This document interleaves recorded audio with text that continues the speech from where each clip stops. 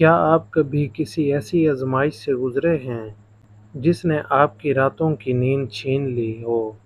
ایک ایسی بے بسی جہاں نہ کوئی راستہ دکھائی دے، نہ کوئی امید کا چراغ۔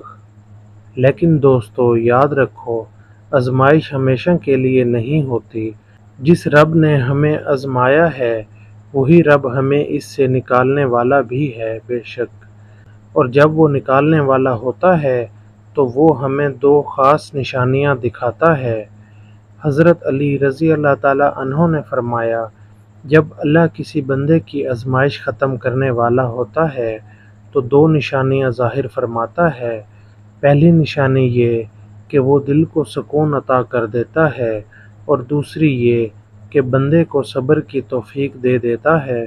یہ وہ لمحہ ہوتا ہے جب دل کی بے چینی ختم ہونے لگتی ہے، دل کے اندر ایک عجیب سا اطمینان جنم لیتا ہے، گویا کوئی کہہ رہا ہو اب سب ٹھیک ہو جائے گا۔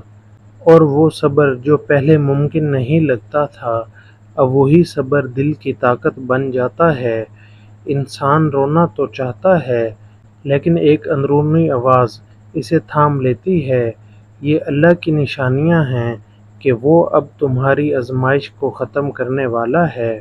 اگر آپ بھی کسی آزمائش میں ہیں تو اپنے دل پر ہاتھ رکھ کر دیکھیں، کیا دل کو سکون آ رہا ہے، کیا صبر آ رہا ہے؟ تو خوش ہو جائیے، کیونکہ یہ اس بات کی علامت ہے کہ اللہ پاک آپ کی مدد کے لیے آ چکا ہے۔ اللہ سے دعا ہے کہ وہ ہم سب کو صبر، سکون اور اپنی رحمت عطا فرمائے، آمین یا رب العالمین۔ اگر یہ بات آپ کے دل کو لگی ہو تو کامنٹ میں آمین ضرور لکھیں۔